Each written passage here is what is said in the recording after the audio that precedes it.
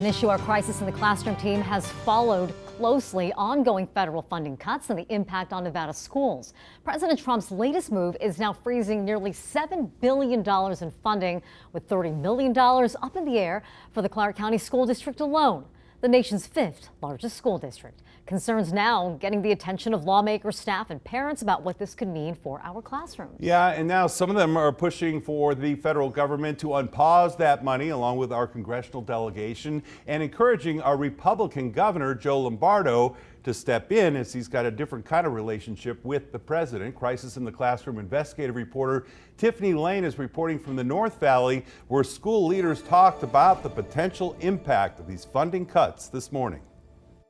State and education leaders are calling this funding pause unconstitutional, and they say it'll impact the most vulnerable students in Nevada, especially those right here in Clark County. Nevada Senate Majority Leader Nicole Cannizzaro sounding the alarm after the federal government sent this letter to the Nevada Department of Education, saying nearly $56 million in grants to schools is being put on pause. Clark County alone is facing the loss of over $30 million.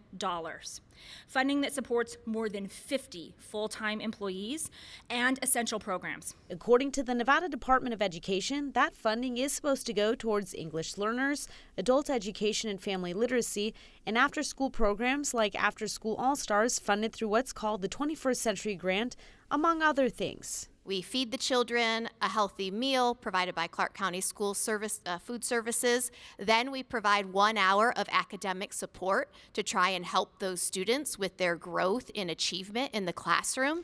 Longtime educator Vicki Kreidel says her school is one that offers after-school all-stars.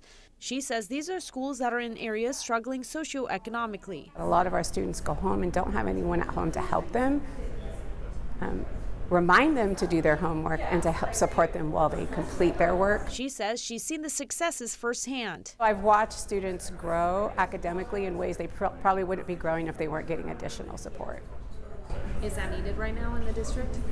Well, if you want test scores to go up, it's needed. Like if you want students to grow and improve academically. Former Clark County School District student Hiromi Pena Martinez agrees. After-school programs helped me get into college.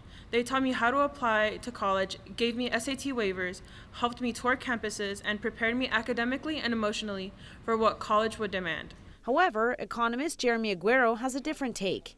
He says while any funding reductions are bad, he believes the overall impact in this case is not major. As an order of magnitude, it's relatively minor.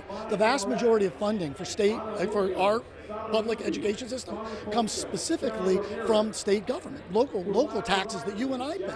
In the meantime, Nevada Assembly Speaker Steve Yeager says he's pressing for answers from the federal government. And continue to ask the governor to make sure that he's interacting with the Department of Education, with the Trump administration, to make sure that we get that money. He says from a state level, the legislature cannot allocate any money because it's not in session. If we had to come in and try to backfill that money, it would likely require a special session to do that. So too early to know right now if that's going to happen or not. But I think the number one solution would be just getting that money unfrozen and back to the states where it belongs. The goal is to get the funding unfrozen before the start of the school year, but I'm told even if the pause is lifted, it could take a few weeks before some of those programs can get going. So, of course, time is of the essence.